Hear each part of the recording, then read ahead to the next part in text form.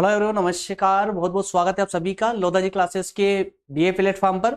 दोस्तों, micro economy में व्यष्टि अर्थशास्त्र के अंतर्गत दोस्तों हमारी चर्चा चल रही थी। कंटिन्यू लेक्चर नंबर 8 हो चुका है दोस्तों, जिसमें हमने बात की थी सार्वजनिक, निजी और विशिष्ट वस्तुओं की, उत्कृष्ट वस्तुओं की। आज का जो सेशन है दोस्तों बहुत विशेष सेशन होने जा रहा है। इसमें थोड़ा सा आपको ध्यान रखना होगा। सेशन नाम से बहुत इजी है, लेकिन थोड़ा सा एक माइनर डिफरेंस के कारण हमारे एग्जाम में कई सारी गलतियां हो जाती है। तो दोस्तों थोड़ा बारीकी से इस सेशन को देखते हुए उसको थोड़ा समझने का प्रयास करें।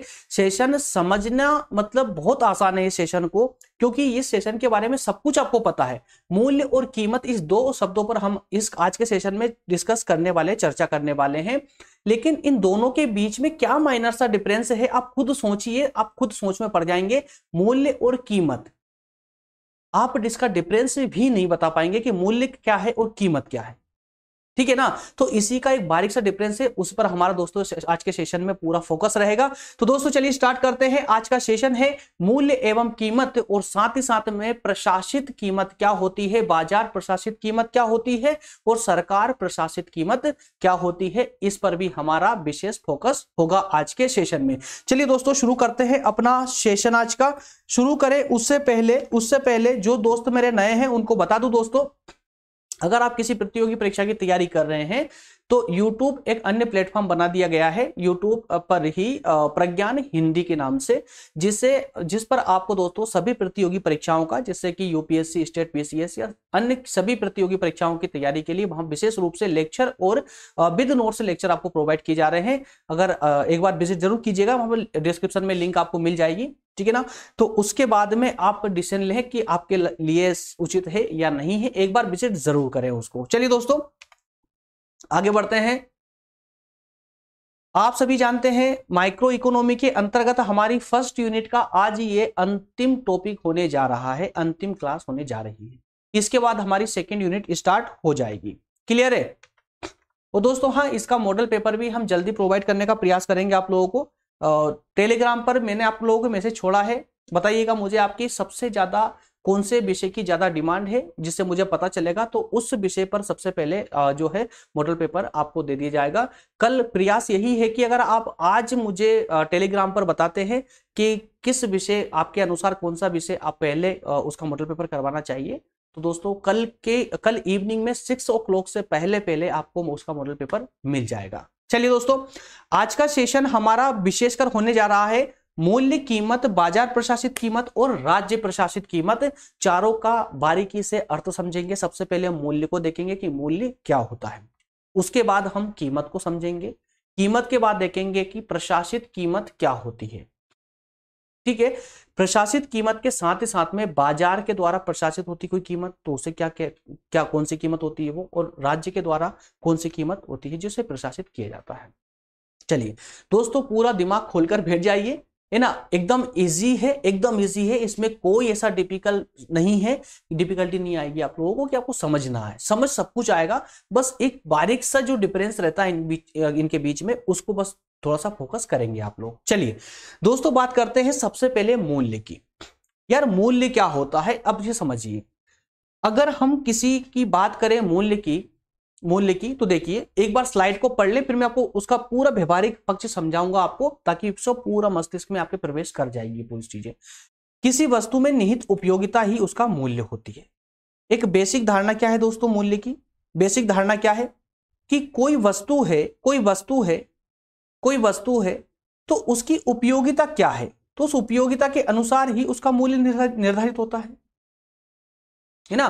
भाई वस्तु का मूल्य हम कैसे निकालेंगे कि कोई वस्तु है, उस वस्तु की उपयोगिता अर्थात ये कि उसका उपयोग किस प्रकार से किया जा रहा है, क्या उसका उपयोग महत्वपूर्ण है या फिर कितना महत्वपूर्ण है, ज्यादा या कम, तो उसके आधार पर उसका मूल्य भी ज्यादा कम के अनुसार ज्यादा कम होगा, ऊपर नीचे होता रहेगा। ठीक है ना। लेकिन दोस्तों जब हम अर्थशास्त्र में बात करते हैं मूल्य की, तो इसमें दो चीजें सम्मिलित होती है, एक होती है उपयोगिता, उस वस्तु की उपयोगिता, और एक होती है उस वस्तु को खरीदने की कुल शक्ति। कौन सी दो बातें दोस्तों? जो हम बात कर रहे हैं मूल्य की, तो मूल्य में बेसिक अगर व्यवहारिक पक्ष में देखा जाए, व्यवहारिक रूप से देखा जाए, तो सिर्फ एक ही बात होती है, उपयोगिता, उस वस्तु की उपयोगिता, और जो उपयोगिता होगी उसकी वही उसका मूल्य होगा। लेकिन जब हम अर्थशास्त्र के दृष्टिकोण से देखते हैं तो इस उपयोगिता में, इस उपयोगिता के अलावा, वस्तु के मूल्य में उपयोगिता के अलावा एक वस्तु और ऐड हो जाती है, खरीदने की शक्ति, खरीदने की कुल शक्ति। ठीक है, तो इसी को दोस्तों यहां पर दो नाम दिए गए हैं, मूल्य को दो भागों में डिवाइड किया गया है, दो भागों में डिवाइड किया गया है। कौन कौन से दो भाग है दोस्तों? एक है आपका प्रयोग मूल्य। क्या है दोस्तों? एक है प्रयोग। अब इसको व्यवहारिक रूप से समझिए पहले इसको। मूल्य आपने इतना समझा, किसी वस्तु का मूल्य, किसी वस्तु का मूल्य व्यवहारिक रूप से हम उपयोगिता बोलते हैं उसको, कि जिस वस्तु की जितनी उपयोगिता होगी उसका मूल्य उतना होगा। लेकिन जब हम अर्थशास्त्र में पढ़ते हैं तो अर्थशास्त्र में एक टर्म इसमें और जुड़ जाती है उपयोगिता के साथ में, वो होती है खरीदने की कुल शक्ति।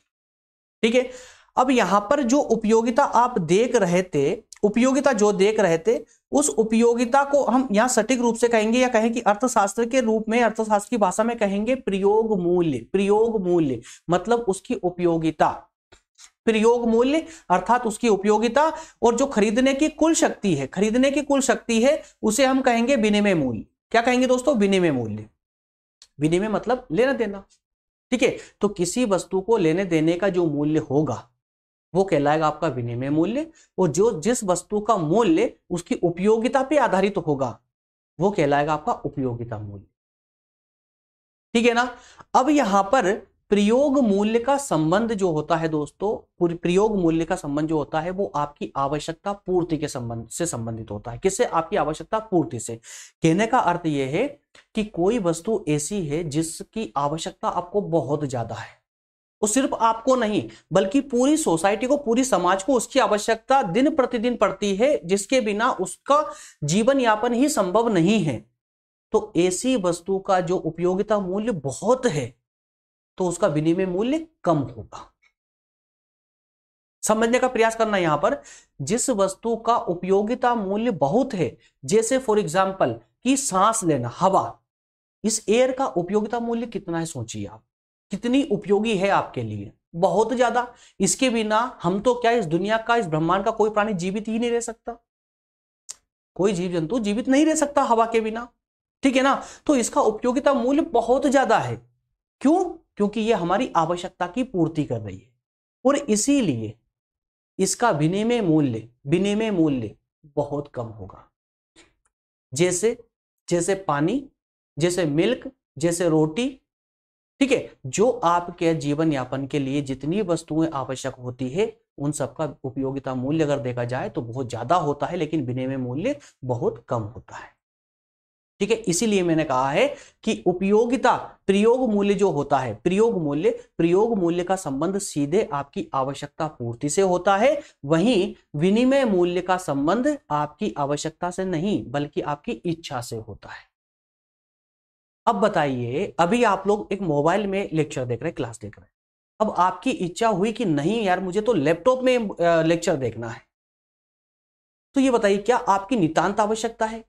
क्या बिना लैपटॉप के आपका लेक्चर नहीं चल पाएगा? क्या आप क्लास अटेंड नहीं कर पा रहे हैं?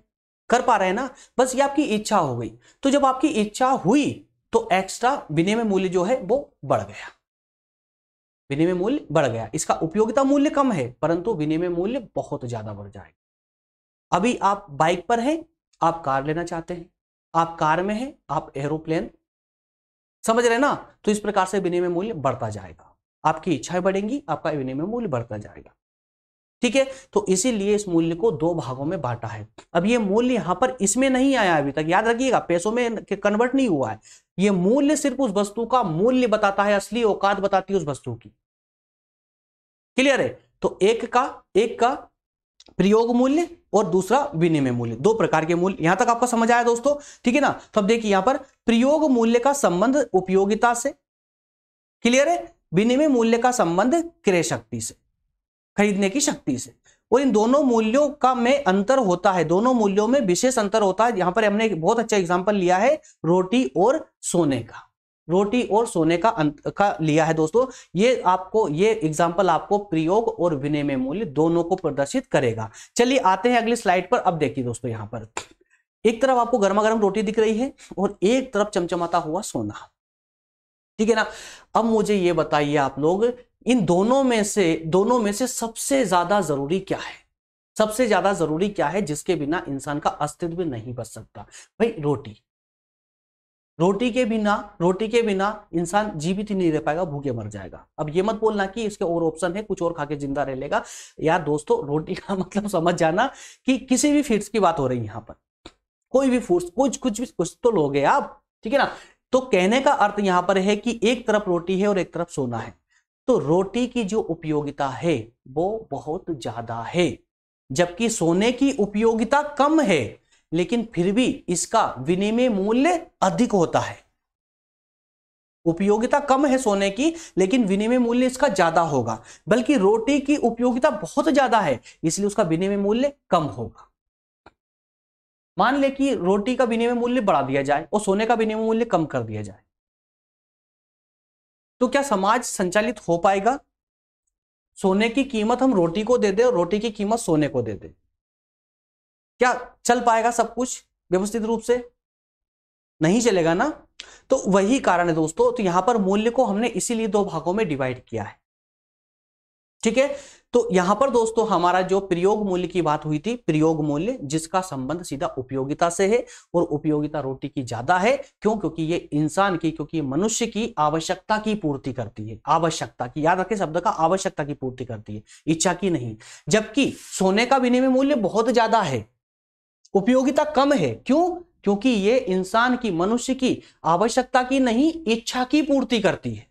तो जो वस्तु इच्छा की पूर्ति करेगी उसका विनिमय मूल्य बढ़ जाएगा। क्लियर है यहां तक का ना? चलिए, तो अब थोड़ा सा इसका जो है इसमें थ्योरेटिकल के अनुसार थोड़ा सा समझ लेते हैं। रोटी में दोस्तों देखिए, अब इसको ध्यान से सुनना, आप लोग को आनंद भी आएगा और पूरा समझ भी आएगा, गारंटी मेरी, पूरा समझ आएगा, डोंट वरी। चलिए एक बार थोड़ा पेन ले ले पहले। अब यहां पर आपको ये रोटी दिख रही है, देखिए अब यहां पर विनिमय मूल्य। दोस्तों विनिमय मूल्य का संबंध सीमांत उपयोगिता से होता है। यहां पर दो प्रकार की उपयोगिताएं आपको देखने को मिल रही है, सीमांत उपयोगिता और एक कुल उपयोगिता। सीमांत और कुल उपयोगिता, देखिए सीमांत उपयोगिता, सीमांत उपयोगिता का अर्थ हुआ कि एक लिमिट के अंदर उसकी उपयोगिता होगी, ठीक है। अर्थ यह हुआ कि सोने के बिना कोई इंसान मर नहीं जाएगा, जीवित रह सकता है, ठीक है ना। लेकिन कुल उपयोगिता के बिना इंसान का अस्तित्व ही समाप्त हो जाए। क्लियर है? तो इसीलिए सीमांत उपयोगिता का संबंध विनिमय मूल्य से होता है, लेने देने के मूल्य से होता है, जबकि कुल उपयोगिता का संबंध दोस्तों यहां प्रयोग मूल्य से होता है, ठीक। जैसे देखिए यहां पर कि रोटी की कुल उपयोगिता बहुत ऊंची होती है। क्यों?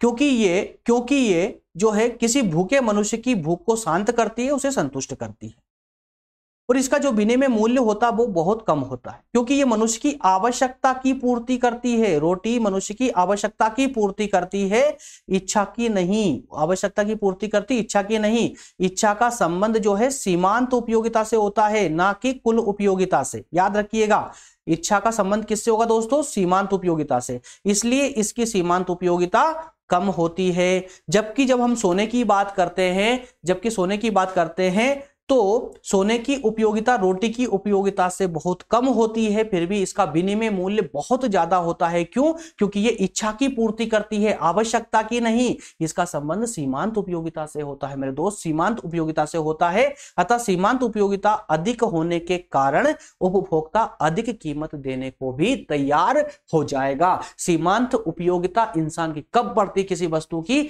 जब उसका चलन चलता है, ट्रेडिशन चलता है कि नहीं यार ये तो मेरे पास भी होना चाहिए। फॉर एग्जाम्पल कि अगर आज आपके पास में कोई कीपैड मोबाइल है, तो समझ जाइए आप लोग, जब चार लोगों के बीच में बैठेंगे तो आप अपने आप खुद कैसा फील करेंगे? अरे यार ये क्या लेके बैठा हुआ हूं, ठीक है ना। तो वो आपकी सीमांत उपयोगिता हो जाएगी, सीमांत उपयोगिता कि नहीं आपको ना आपको भी एक 4G 5G मोबाइल स्मार्टफोन तो चाहिए, वो आपकी सीमांत उपयोगिता हो गई। लेकिन आप कॉलेज जाते हैं, लंच बॉक्स घर छोड़कर चले जाते हैं, अब आपको जो है दोस्तों भूख लगती है, तो आप क्या करेंगे?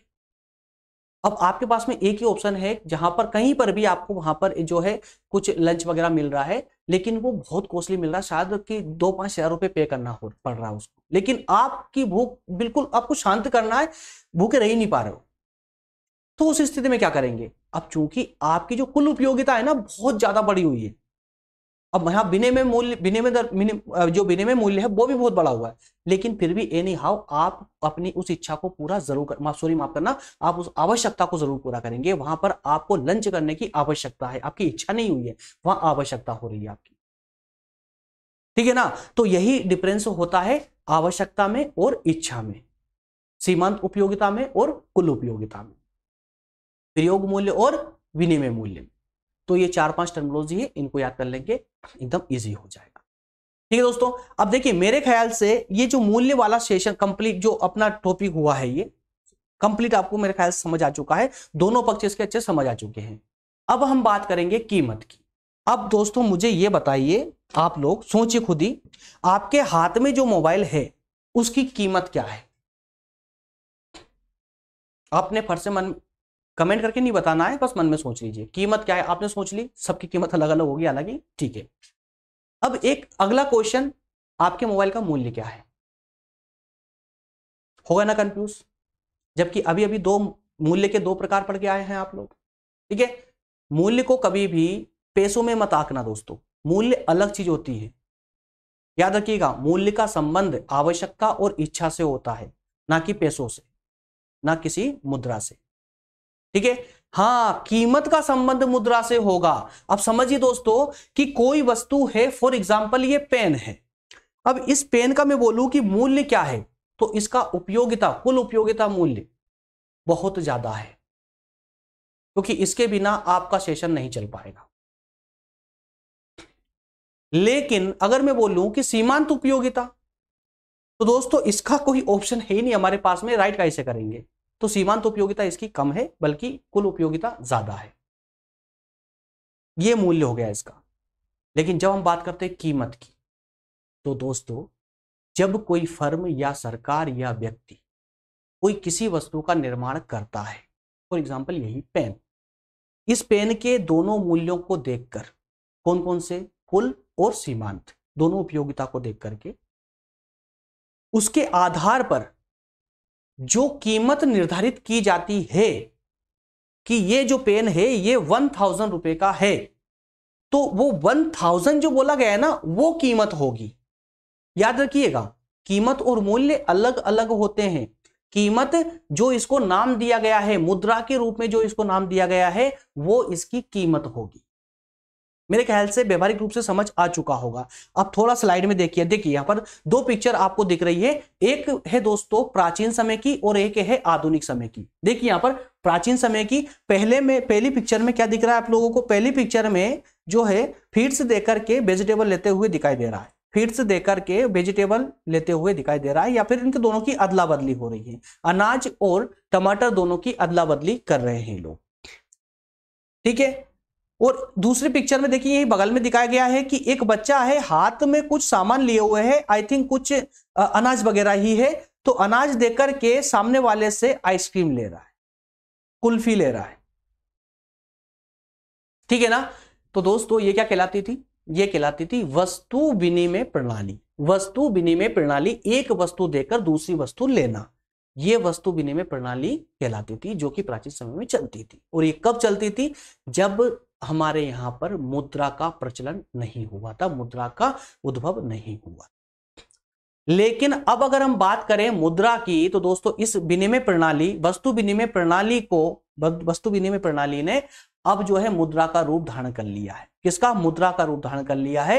अब किसी भी वस्तु का लेन देन मुद्रा के रूप में होता है, और मुद्रा किसी वस्तु का मुद्रा के रूप में उसे व्यक्त कर दिया जाता है कि ये 10 रुपए या 5 रुपए या 50 रुपए, तो वही जो बताया है वही उसकी कीमत डिसाइड हो जाती है, ठीक है ना।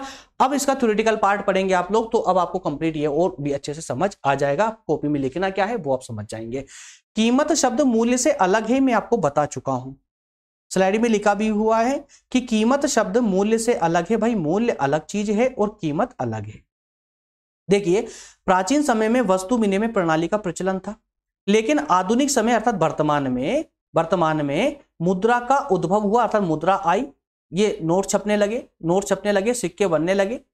तो इससे क्या हुआ कि मुद्रा विनिमय का माध्यम बन गई। जहां पहले वस्तु देकर वस्तु ली जाती थी, अब मुद्रा देकर वस्तु ली जाती है, नोट देकर वस्तु ली जाती है।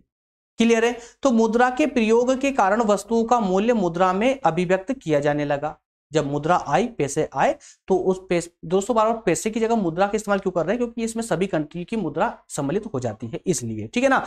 तो मुद्रा जैसे ही आती है तो मुद्रा के रूप में अब उस वस्तु की कीमत को अभिव्यक्त किया जाने लगा। जब वस्तु का मूल्य व्यक्त कर दिया जाता है, अब देखिए यहां पर दोस्तों, जब वस्तु का मूल्य अभिव्यक्त कर दिया जाता है तब यह कीमत कहलाता है।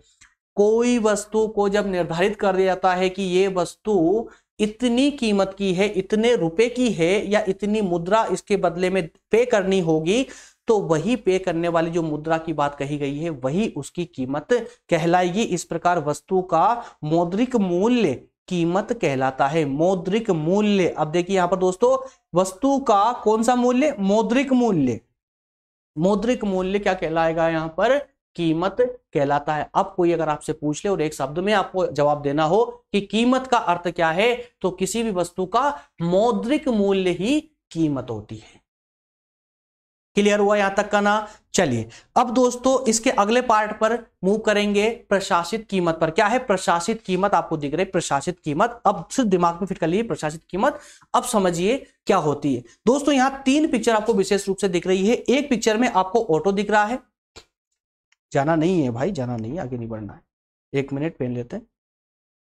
एक पिक्चर में आपको ऑटो दिख रहा है, दूसरी पिक्चर में पेट्रोल पंप, और तीसरी पिक्चर में दोस्तों आपको जो है गैस एजेंसी की गाड़ी गैस सिलेंडर को ले जाते हुए दिखाई दे रही।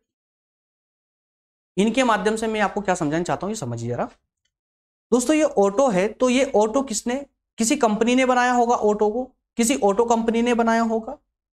ठीक है, ऑटो कंपनी ने बनाया होगा, ठीक है, मान लेते। चलिए अब मुझे यह बताइए कि इस ऑटो की कीमत का निर्धारण कौन करेगा? क्या सरकार इसका निर्धारण करेगी या जनता इसका एक बेसिक क्वेश्चन है आप लोगों से, व्यवहारिक क्वेश्चन ही है। बताइए कि एक प्राइवेट कंपनी है जो ऑटो का कंपनी है और ऑटो का निर्माण करती है, ऑटो बनाती है। तो ये बताइए कि उस ऑटो की कीमत निर्धारित कौन करेगा? कंपनी करेगी, सरकार करेगी या पब्लिक करेगी? बेसिक सा जवाब होगा आप लोगों का, भाई कंपनी ही करेगी ना, कंपनी बना रही, क्योंकि चूंकि वो प्राइवेट कंपनी है, अपनी मर्जी से उसकी कीमत निर्धारित करेगी। उसको कीमत को कब गिराना है और कब उठाना है, ये भी क्या कोई और बताएगा? नहीं, कंपनी खुद डिसाइड करेगी,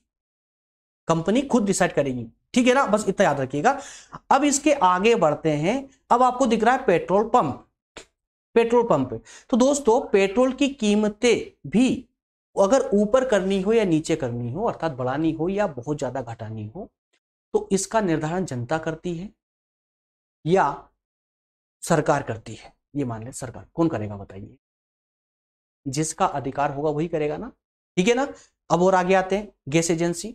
तो गैस एजेंसी गैस की रेट कम ज्यादा। अब यहां से एक बात तो आपको समझ आ रही है कि सर फालतू क्यों टाइम पास कर रहे हैं ना, क्यों कुछ उलझा क्यों रहे हैं, क्लियर क्यों नहीं बोलते, आप बोलना क्या चाहते हो, है ना? देखिए दोस्तों, ऑटो की कीमत ऑटो कंपनी डिसाइड कर रही है, पेट्रोल पंप की कीमत पेट्रोल पंप कंपनी या फिर कहीं की सरकार डिसाइड कर रही है, गैस एजेंसी की भी सरकार डिसाइड कर रही है, ठीक है ना? मतलब यहां पर या तो सरकार या कोई एक फर्म जो है इनका कीमत को ऊपर नीचे करती है। जनता या मार्केट की मांग और पूर्ति की जो प्रक्रिया होती है, जिसे हम मार्केट की स्वतंत्र प्रक्रिया बोलते हैं, वो इनकी कीमत में उतार चढ़ाव नहीं कर सकती। अब यहां समझने का प्रयास करना दोस्तों। अब इस पक्ष को साइड में रखकर अब एक और बात सुनिए।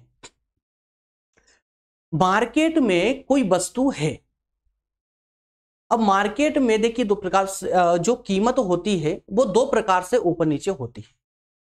एक तो मान लेते हैं कि हम किसी छोटे मोटे किसी मार्केट में जाते हैं जहां पर किसी वस्तु की मांग बहुत ज्यादा बढ़ जाती है और उसका जो है सप्लाई कम हो जाती है, मांग बढ़ जाती है, सप्लाई कम हो जाती है। फॉर एग्जाम्पल जैसे लॉकडाउन लगा था, तो लॉकडाउन में राशन की जितनी भी दुकानें थी उन सभी दुकानों पर राशन की जो पूर्ति थी वो कम पड़ गई थी और मांग भयानक रूप से बढ़ने लगी थी। तो उस परिस्थिति में क्या हुआ था, कीमत बढ़ने लगी थी, कीमत बढ़ गई थी, ठीक है ना। लेकिन अगर इसका उल्टा हो जाता कि दुकानों में माल भरा पड़ा हुआ है, पूर्ति बहुत ज्यादा है, मांग बिल्कुल नहीं है, तो कीमत क्या हो जाती दोस्तों, कम करके बेचने का प्रयास करते, ठीक है ना।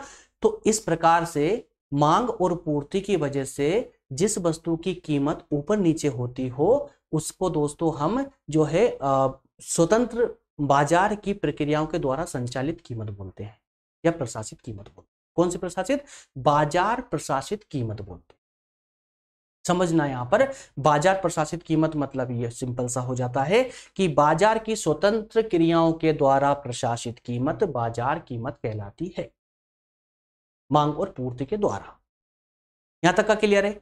अब इसका दूसरा पक्ष देखिए कि वस्तु जो है मार्केट में है, वस्तु कम है या ज्यादा, उसकी मांग कम है या ज्यादा, उसका उस वस्तु की कीमत पर कोई फर्क नहीं पड़ता।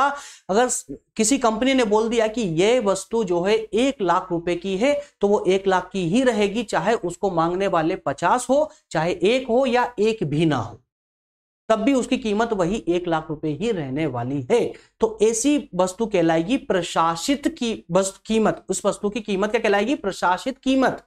अब उस वस्तु पर कि जो प्रशासित कर रही है, जिसको कंट्रोल कर रही है, वो दो में से कोई भी हो सकता है, या तो कोई निजी फर्म हो सकती है, निजी कंपनी हो सकती है, या फिर सरकार हो सकती है, ठीक है। अगर कोई निजी फर्म उसको प्रशासित करती है उस वस्तु की कीमत को, तो उसे हम बोलेंगे निजी बाजार प्रशासित कीमत। और अगर हम कोई सरकार उसको प्रशासित करती है तो उसको हम बोलेंगे क्या, उसको राज्य प्रशासित कीमत या सरकार प्रशासित कीमत, ठीक है। यहां तक का क्लियर है ना, ठीक है। अब यहां हमने तीन टर्म समझी है, फिर से बता रहा हूं। स्वतंत्र बाजार की स्वतंत्र क्रियाओं के द्वारा संचालित की जाने वाली कीमत बाजार कीमत कहलाती है, ठीक है, जो कि परिवर्तित होती रहती है, चेंजेबल कीमत होती है, बार बार परिवर्तित होती रहती है। मांग बढ़ी कीमत बढ़ जाएगी, पूर्ति कम हुई कीमत बढ़ जाएगी, मांग कम हुई कीमत गिर जाएगी, ठीक है ना। लेकिन एक तरफ होती प्रशासित कीमत, बाजार प्रशासित कीमत, या निजी फर्म की प्रशासित कीमत समझ लीजिए। निजी फर्म प्रशासित कीमत हो सकती है, राज्य प्रशासित कीमत हो सकती है, और बाजार प्रशासित कीमत हो सकती है जो बाजार की स्वतंत्र क्रियाओं से के द्वारा प्रभावित होती हो, ठीक है। अब ये तीनों टर्म को समझने के बाद अब हम स्लाइड में आगे बढ़ेंगे और अब आपको इनका माइनर सा डिफरेंस भी क्लियर होता चलेगा। अब थ्योरेटिकल पार्ट भी इसका समझते हुए चलिए। दोस्तों एक एग्जांपल यहां पर और थोड़ा सा ले लीजिए जिससे कि आपको और क्लियर हो। देखिए यहां पर 2 मार्क, या दोस्तों गूगल से जाकर के ये पिक्चर डाउनलोड करके वापस यहाँ लगाना बहुत टाइम लगता है ना, तो इनको वेस्ट ना जाने दे, थोड़ा समझ लेते हैं इनको भी। देखिए एक तरफ है फ्रूट्स और वेजिटेबल का मार्केट, फ्रूट्स मार्केट और वेजिटेबल मार्केट, ठीक है ना। और एक तरफ है यहां पर कार शोरूम और एक उड़ता हुआ एरोप्लेन। इसको उड़ता हुआ ना समझे, इसको बस एरोप्लेन समझे, ठीक है। सिर्फ डिफरेंस का समझने की कोशिश कर रहा हूं मैं यहां पर। ये दोस्तों यहां पर जो फूड्स मार्केट है या वेजिटेबल मार्केट है, इनकी जो कीमतें कैसे निर्धारित होती है, कम ज्यादा होती है, मांग बढ़ती है या सप्लाई कम हो जाती है तो कीमतें बढ़ने लग जाती है। और जब सप्लाई ज्यादा हो जाती है इन मंडियों में तो क्या होती है, इनकी कीमत घटने लग जाती है। तो इसका मतलब क्या हुआ कि बाजार में जो मांग और पूर्ति है वो इन कीमतों को प्रभावित कर रही है ना। इसलिए हम इसको बाजार प्रशासित कीमत कह सकते हैं कि भाई बाजार द्वारा प्रशासित हो रही है। बाजार सिर्फ बाजार नहीं, बाजार की स्वतंत्र क्रिया के द्वारा प्रशासित कीमत, ठीक है ना। दूसरे पक्ष में देखते हैं तो कार शोरूम। अब दोस्तों यहां देखिए कि यार ये बताइए, किसी कोई मर्सिडीज वगैरह है, कोई अच्छी सी कार है, बहुत कॉस्टली कार है, कंपनी ने उसका प्राइस रखा है कि 20 लाख रुपए, 20 लाख रुपए उसकी बेसिक सी कीमत रख दी, 20 लाख रुपए किसी कार की। अब मुझे बताइए क्या वो डेली बाज करेगी? क्या यार आज कस्टमर मेरे 2 कस्टमर आए हैं मात्र, है ना, और कल जो है 10 कस्टमर आए थे, परसों या कहें कि पिछले महीने में 10-20 कार भी की थी, तो ये कम होती जा रही है, तो क्या करना चाहिए, कार का कीमत घटा दें क्या? तो नहीं, ऐसा तो नहीं होगा ना, ऐसा तो नहीं होगा। तो कार कीमत फिक्स होती है। एरोप्लेन भाई इनकी कीमत भी फिक्स होती है, मांग पूर्ति के द्वारा तो इनकी कीमत कम ज्यादा नहीं होती ना, ठीक है, तो इसका मतलब यह है कि ये किसी एक विशेष फर्म के द्वारा इसकी कीमत निर्धारित की गई है, इसलिए ये प्रशासित कीमत होगी और ये भी प्रशासित कीमत होगी, है ना। तो अगर ये सरकारी कंपनी है तो सरकार राज्य प्रशासित कीमत इसकी होगी, अगर ये प्राइवेट कंपनी है तो ये प्राइवेट किसी एकाधिकारी फर्म द्वारा प्रशासित कीमत होगी, ठीक है ना। अब एग्जाम में लिखना कैसे है आपको, तो जरा थोड़ा सा डाटा आप ये समझ लीजिए, देख लीजिए, इसमें आपका काम आराम से चल जाएगा। देख पढ़ के मैं भी बता देता हूं, वैसे तो अब तक समझ आ चुका होगा ये सब कुछ आपको। प्रशासित कीमत देखिए दोस्त, समझते चलना। प्रशासित कीमत वह होती है जिसका निर्धारण बाजार की स्वतंत्र क्रियाएं करती है। बाजार की स्वतंत्र क्रिया, और बाजार की स्वतंत्र क्रियाएं कौन होती है? मांग और पूर्ति, मांग और पूर्ति, ठीक है ना। तो बाजार की स्वतंत्र क्रियाएं होती है मांग और पूर्ति, इन पर किसी का प्रभाव नहीं होता है, मांग और पूर्ति से ही कीमत कम ज्यादा होती रहती है, ठीक है। बल्कि इनका निर्धारण सरकार या एकाधिकारी फर्म के द्वारा अगर इनका निर्धारण होता है कीमत का, तो वो प्रशासित कीमत कहलाती है। फिर से पढ़ रहा हूं, स्लाइड के अकॉर्डिंग पढ़ रहा हूं, यह मैंने अपने अनुसार बताया था। देखिए, प्रशासित कीमत वह कीमत होती है जिसका निर्धारण बाजार की स्वतंत्र क्रिया अर्थात मांग और पूर्ति के द्वारा ना होकर के इनका निर्धारण सरकार या एकाधिकारी फर्म के द्वारा होता है। पूर्ण प्रतियोगिता के बाजार में मांग और पूर्ति के द्वारा जिस कीमत का निर्धारण होता है, किसके द्वारा? बाजार की स्वतंत्र क्रिया के द्वारा जिस कीमत का निर्धारण होता है उसे परिवर्तनशील कीमत कहते हैं। जी हां दोस्तों, ये कभी भी परिवर्तित हो सकती है, ठीक है। लेकिन प्रशासित कीमत स्थिर कीमत होती है, यह आसानी से बदलती नहीं है। प्रशासनिक कीमत कैसी होती, प्रशासित कीमत कैसी होती है? तो दोस्तों स्थिर कीमत होती है। क्या क्लियर हुआ दोस्तों? इसमें कोई डाउट तो नहीं बचा ना? चलिए, तो अब ये प्रशासित कीमत हमने देख ली, बाजार प्रशासित कीमत भी आपने समझ ली। अब थोड़ा सा राज्य प्रशासित कीमत पर और फोकस कर लीजिए कि राज्य या सरकार किस प्रकार से कीमत को पर प्रशासित करती है या कीमत को प्रभावित करती है, कोई भी राज्य या कोई भी सरकार। दरअसल दोस्तों कभी कभी क्या होता है कि सरकार किसी वस्तु की कीमत को प्रभावित करने के लिए मजबूर हो जाती है। जैसे मान लो कि अगर लगता है सरकार को कि गेहूं जो है उसका मूल्य या कीमत बहुत ज्यादा बढ़ रही है, बहुत ज्यादा बढ़ रही है, जिससे गरीब तबके के लोग उस कीमत का वहन नहीं कर पा रहे हैं, तो गेहूं का उचित रूप से उपभोग नहीं हो पा रहा उन लोगों के द्वारा, उनकी आय कम होने से। तो ऐसे में सरकार क्या करेगी? उस गेहूं की कीमत को बढ़ने से रोकने के लिए जो है कोई ना कोई उचित कदम उठाएगी और उसकी कीमत एकदम फिक्स कर देगी, गेहूं की कीमत। तो जो उन्होंने फिक्स की है ना, वही तो सरकार के द्वारा प्रशासित कीमत हो गई, ठीक है। तो अब इसके में भी सरकार कई प्रकार से इन कीमतों को ऊपर नीचे कर सकती है। जैसे मान लेते हैं कि सरकार कोई ऐसी वस्तु है जिसका सरकार उसका प्रचलन बढ़ाना चाहती है। जैसे एग्जांपल है दोस्तों, तो अभी जो हमारे वाहन चल रहे हैं, पेट्रोल डीजल वाहन चल रहे हैं, है ना, या गैस के द्वारा संचालित, सीएनजी वगैरह के द्वारा संचालित होते हैं।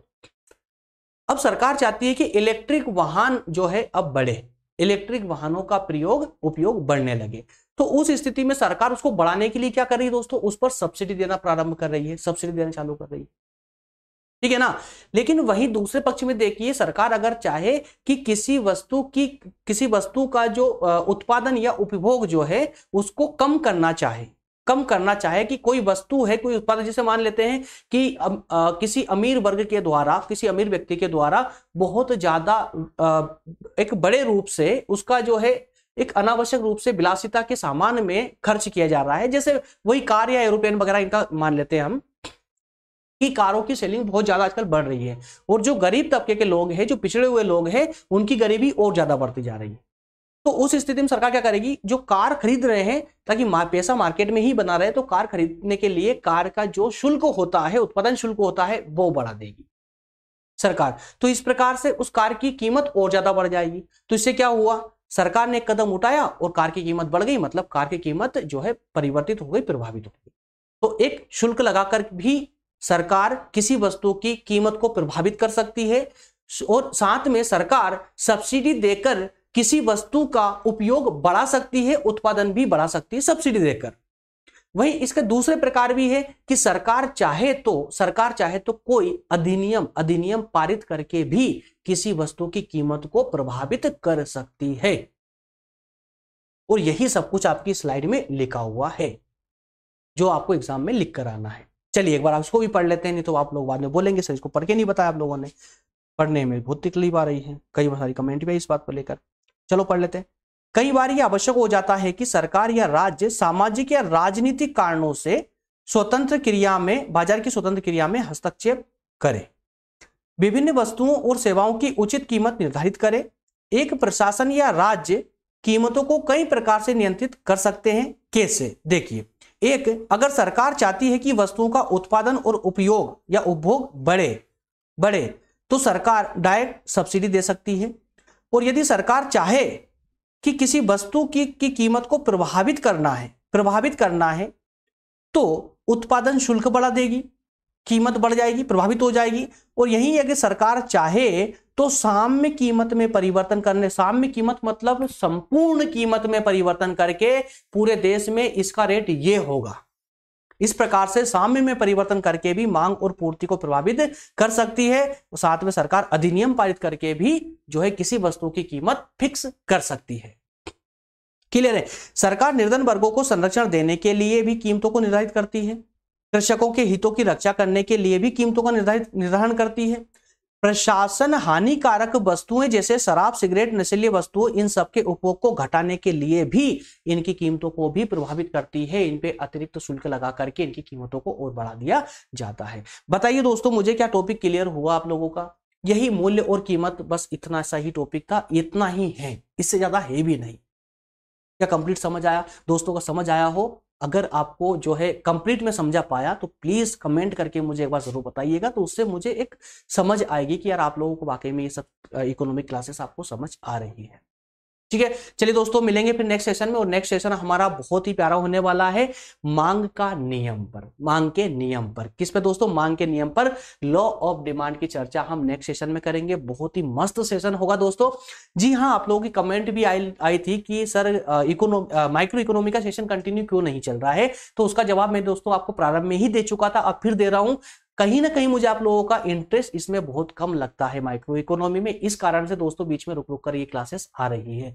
अगर आपका इंटरेस्ट लगा चलता रहा, आप लोग अगर इसमें रुचि लेते रहे तो मुझे कोई आपत्ति नहीं, मैं इन क्लासेस को भी कंटिन्यू कर दूंगा, पर डे आपको सेशन देना प्रारंभ कर दूंगा। चलिए दोस्तों, तो मिलेंगे नेक्स्ट सेशन में मांग के नियम पर, लॉ ऑफ डिमांड के सेशन के साथ में, जिसको कंप्लीटली व्यवहारिक और थ्योरेटिकल दोनों पक्ष से समझने का प्रयास करेंगे।